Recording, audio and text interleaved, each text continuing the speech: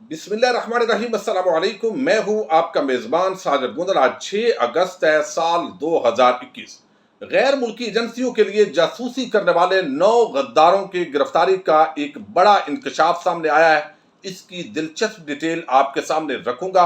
नवाज शरीफ की लंदन में रहने की हठ धर्मी की वजह से लीगी माफिया हवास खो बैठा है। हाफिज साद रिजवी की नजरबंदी के खिलाफ लाहौर हाईकोर्ट के अंदर आज आम समाअत हुई है। उसका मुख्तसर अहवाल आपके सामने पहले रखता हूं।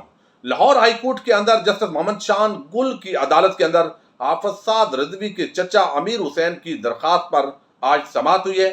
दरखास्त गुजार की जानब से बुरहान मुअज्जम मलक एडवोकेट पेश हुए हैं और पंजाब हुकूमत, एडिशनल चीफ सेक्रेटरी होम समेत दीगर को फरीक बनाते हुए इसके अंदर मौक़िफ़ अख्तियार किया गया है कि सूबाई नजरसानी बोर्ड ने नजरबंदी में तोसी का रेफरेंस मुस्तरद कर दिया था। नजरबंदी की मुद्दत खत्म होने के बाद इन्हीं वजूहात पर दोबारा नजरबंद कर दिया गया।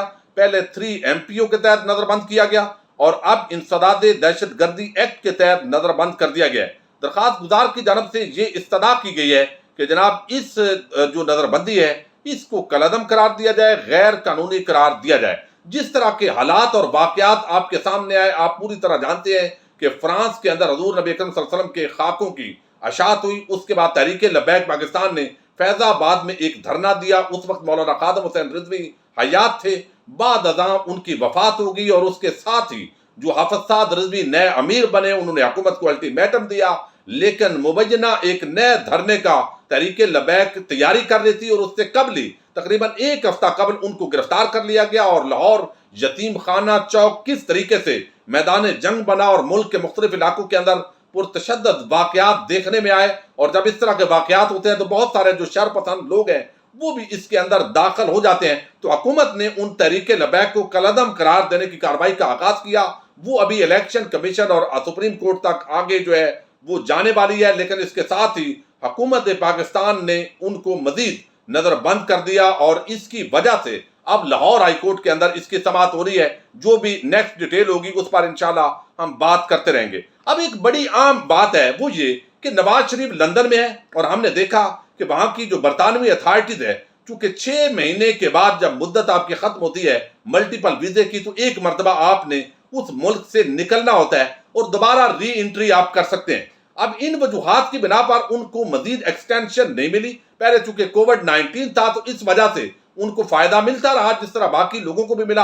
अब नवाज शरीफ ने कहा है कि मैं तो वैसे जबान से कहता हूं मैं इनकलाबी हूं, मैं शेर हूं, मैं बहादुर हूं, लेकिन मैं तो बड़ा बुज़दिल आदमी हूं। मैं पाकिस्तान में नहीं जाऊंगा जब तक मुझे पता ना चले कि कोई जज मेरा मर्जी का आ चुका है, कोई आर्मी चीफ मेरा मर्जी का आ चुका है। और 100% डील हमेशा वो करते हैं, उनकी ये कोशिश रही है।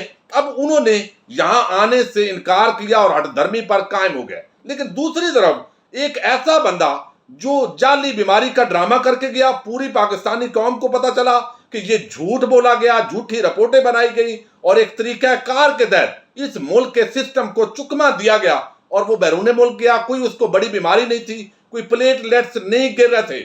लेकिन अब हैरत की बात यह है कि मुस्लिम लीग नून के लोग जानबूझकर झूठ का एक यानी सफेद झूठ के बावजूद वो हठधर्मी पर आज उतर चुके हैं। मरियम औरंगजेब ने आज प्रेस ब्रीफिंग दी। उन्होंने कहा कि ये जो न्यादी के किराए के लोग हैं ये इल्जाम लगाते हैं, ये हमारी जो सेहत है कायद नवाज शरीफ की उस पर सियासत करने से बाज रहे हैं, ये बड़ी बुरी बात है। ये महंगाई सुनामी ये वो इधर उधर करके बेतुकी किस्म की गुफ्तगू की। हालांकि बच्चा बच्चा जानता है भाई आप झूठे हो, आप फिराडी हो। लंदन तो क्या पाकिस्तान में कोई प्रॉपर्टी नहीं। आपने कितने झूठ बोले हैं और वो पकड़े गए, इसके बावजूद डुटाई के साथ ये बातें करते हैं। अब मुझे हैरत हुई है शहबाज शरीफ पर, वो क्या कह रहे हैं। शहबाज शरीफ कहते हैं कि सियासी नफरत पर मबनी हुकूमती बयानात पाकिस्तान के वकार के मुनाफी है।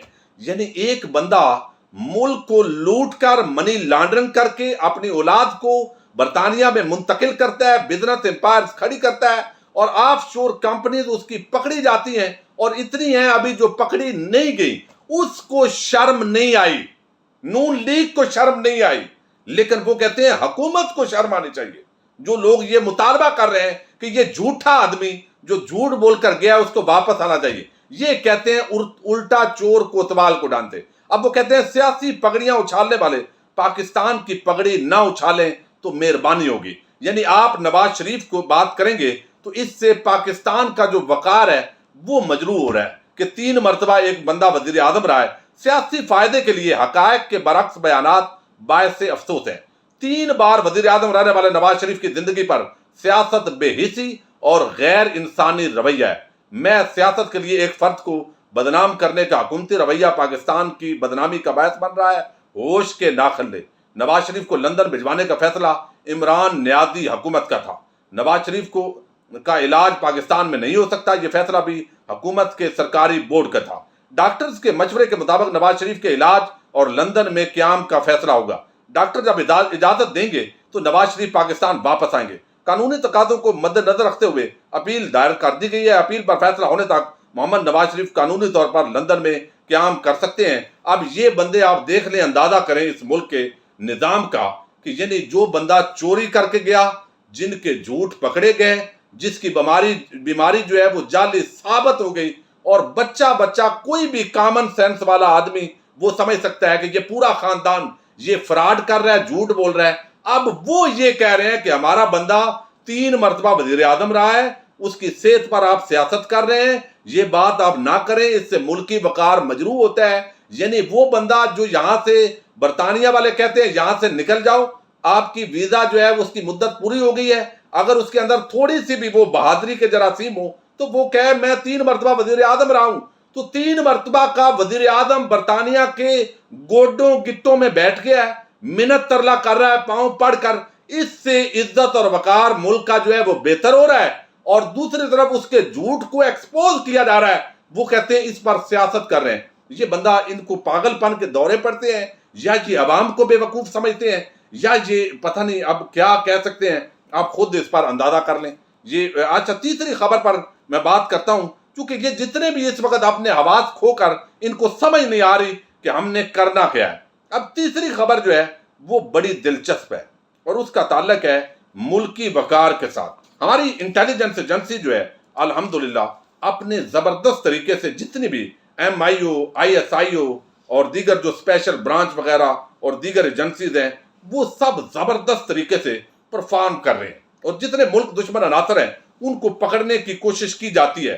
اور ہمیشہ ظاہر ہے یہ ایک بہت بڑا کھیل ہوتا ہے جس کے اندر غیر ملکی عناصر ملوث ہوتے ہیں. وہ اپنا انٹیلیجنس بیسڈ آپریشن کرتے رہتے ہیں، معلومات کے لیے جاسوس مختلف محکموں کے اندر چھوڑتے رہتے ہیں. اسی طرح کا جو واقعہ ہے وہ آج ایک بڑا انکشاف ہوا ہے اسلام آباد ہائی کورٹ کے اندر جسٹس فاروق صاحب کے سامنے. اور یہ FIA نے کچھ لوگوں کو گرفتار کیا ہے جن کی تعداد ہے 9، اور یہ گرفتاریاں پہلے عمل میں آ چکی ہیں. اور اس کے اندر جو بتایا گیا ہے اس کے اندر بتایا گیا ہے کہ یہ 9 ملزمان FIA نے گرفتار کیے ہیں. 2 ملزمان نے تو ضمانت کی درخواست بھی دی ہے. اب 10 اگست تک یہ جو کیس ہے اس کی سماعت ملتوی ہوئی ہے. ایڈیشنل اٹارنی جنرل قاسم ودود نے ایک درخواست دی ہے اسلام آباد ہائی کورٹ کے اندر. انہوں نے کہا کہ ہمارے پاس کچھ انتہائی عام معلومات ہیں، حساس معلومات ہیں، ان کیمرہ سماعت کی التجا ہے تاکہ جنرل پبلک اس کے اندر نہ ہو. اب اس کے اندر جو انکشاف ہوئے ہیں وہ میں آپ کے سامنے رکھتا ہوں، اور کس طریقے سے جنرل فیض اور ان کی ٹیم ISI اور دیگر ایجنسیز دن رات کاؤنٹر انٹیلیجنس کے ذریعے اور مختلف اپنے انٹیلیجنس بیسڈ آپریشن کرتی ہیں، اور بڑے بڑے غدار پکڑے جاتے ہیں. اور پھر آپ یہ بھی اندازہ لگائیے کہ ہمارے کس طرح کے محکموں کے اندر، مختلف شعبوں کے اندر غیر ملکی ایجنسیز وہ پینیٹریٹ کرنے کی کوشش کرتی ہیں، معلومات جو حساس معلومات ہیں ان کو چوری کرنے کی کوشش کرتی ہیں. بڑی عام ڈیٹیل ہے، میں آپ کے سامنے مختصراً رکھ رہا ہوں. اور ڈان نیوز کی یہ ایک اتھینٹک جو ہے وہ رپورٹ ہے ان کے بقول. وہ کہتے ہیں کہ عدالتی ریکارڈ کے مطابق یہ عدالت کے اندر باقاعدہ رپورٹ جمع کروائی گئی ہے، اس کا ذکر ہو رہا ہے FIA کی طرف سے. عدالتی ریکارڈ کے مطابق ملزمان وزارت دفاعی پیداوار کے حاضر سربراہ اور ریٹائرڈ عہدیدار یا دفاعی خریداری سے متعلق معاملات دیکھنے والے نجی کنٹریکٹرز ہیں جو خفیہ معلومات چوری کر کے غیر ملکی انٹیلیجنس ایجنسی کے ایجنٹ کو فراہم کرنے میں ملوث تھے. اب یہ جو لوگ ہیں آپ اندازہ کر لیں کہ دفاعی پیداوار یعنی اسلحے سے ریلیٹڈ جو معاملات ہیں، حکومت کے پاس کتنا ہے، ریاست پاکستان کی کیا کیپیبلٹی ہے، کتنی صلاحیت ہے. جن ملزمان کو اب تک گرفتار کیا گیا ان میں میں ان کے نام آپ کے سامنے رکھ رہا ہوں: Safdar Rahman, Tafzeel ur-Rahman, Muhammad Waqar, Muhammad Ashfaq, Muhammad Tahir, Mujtaba Hussain, Muhammad Ashraf, lieutenant colonel retired Irfan Haider Kiani اور احمد کیانی شامل ہیں. اب فوج کا بیک گراؤنڈ کے لوگ بھی اس کے اندر ہیں۔ عدالتی دستاویزات کے مطابق انٹیلیجنس ایجنسیوں سے معلومات ملنے کے بعد ایف آئی اے نے دفاعی خریداری کے ڈائریکٹوریٹ جنرل دفاعی جو پیداوار کے سابق ملازم کو گرفتار کیا، جو سفارتکار غیر ملکی انٹیلیجنس ایجنسی ایجنٹ سے خفیہ معلومات دستاویزات دینے کے لیے ملاقات کا منصوبہ بنا رہا تھا۔ اب اس کے ساتھ ہی بتایا گیا ہے کہ اس کے ساتھ ہی جو ہے ان لوگوں کو جو گرفتار کیا گیا ہے، ابتدائی طور پر 3 افراد تفضیل، صفدر اور اشفاق کے خلاف مقدمہ درج کیا گیا، تاہم ان کے انکشافات کے بعد دیگر ملزمان بھی گرفتار ہوئے، جن میں military contractor lieutenant colonel Irfan Kiani اور احمد کیانی بھی شامل ہیں، جو کور کارپوریشن پرائیویٹ لمیٹڈ کے مالک ہیں۔ کور گروپ جو توانائی کے شعبے میں ملٹری اور دفاعی منصوبوں میں ڈیل کرتا ہے، ان کا دعویٰ ہے کہ اس کا ایشیا، یورپ، امریکہ میں برانڈڈ اجناس، ٹیکنالوجی اور انفراسٹرکچر شعبوں کے متعدد جو کام ہیں وہ یہ سر انجام دیتے ہیں۔ اب ایف آئی اے نے ان کو تحویل سے دفاعی خریداری اور دفاعی پیداوار سے متعلق خفیہ دستاویزات حاصل کر لی ہیں۔ عدالتی دستاویزات میں کہا گیا ہے کہ ملزمان سے چند الیکٹرانک ڈیوائسز بھی برآمد ہوئی ہیں، جنہیں فرانسک جانچ کے لیے بھیج دیا گیا۔ Lieutenant colonel retired Irfan Kiani اور احمد جو اڈیالہ جیل میں ہیں، عدالت عالیہ میں ضمانت کی انہوں نے درخواست دائر کر دی ہے۔ وفاقی حکومت کی طرف سے پیش ہونے والے ایڈیشنل اٹارنی جنرل قاسم ودود نے درخواست دائر کی کہ جس میں کہا گیا کہ حکومت کچھ انتہائی حساس معلومات عدالت کے ریکارڈ میں لانا چاہتی ہے۔ انہوں نے عدالت سے ان کیمرہ سماعت کی درخواست کی ہے تاکہ حکومت کیس میں بآسانی اپنا موقف پیش کر سکے۔ 10 اگست تک اب اس کیس کی جو سماعت ہے وہ ملتوی کر دی گئی ہے۔ اب آپ اندازہ کریں، پاکستان کے مختلف محکموں کے اندر بیٹھے ہوئے لوگ، آپ کو علم ہوگا کہ وزارت خارجہ سے ابھی پچھلے ہی مہینوں کے اندر ایک بندہ پکڑا گیا جو ڈیپیوٹیشن پر تھا اور وہاں پر کام کر رہا تھا اور چینی ڈیسک پر کام کر رہا تھا اور رشین ایجنسی کے لیے مبینہ طور پر وہ آگے جو ہے معلومات دے رہا تھا اور پیسہ کما رہا تھا۔ تو یہ ایک بڑے بہرحال عام معاملات ہیں، اور خوشی کی بات یہ ہے کہ اس طرح کے غداروں کی گردن وقت پر دبوچ لی گئی ہے، لیکن اب آگے جو ڈیٹیلز آئیں گی مبینہ طور پر یہی ہے کہ انہوں نے یہ جرم کیا ہے، لیکن عدالتی کارروائی آگے بڑھے گی تو اس پر انشاءاللہ آپ کو اپڈیٹ کرتے رہیں گے۔ اپنے میزبان ساجد گندر کو نیکسٹ ویڈیو تک کے لیے اجازت دیجیے۔ اللہ حافظ۔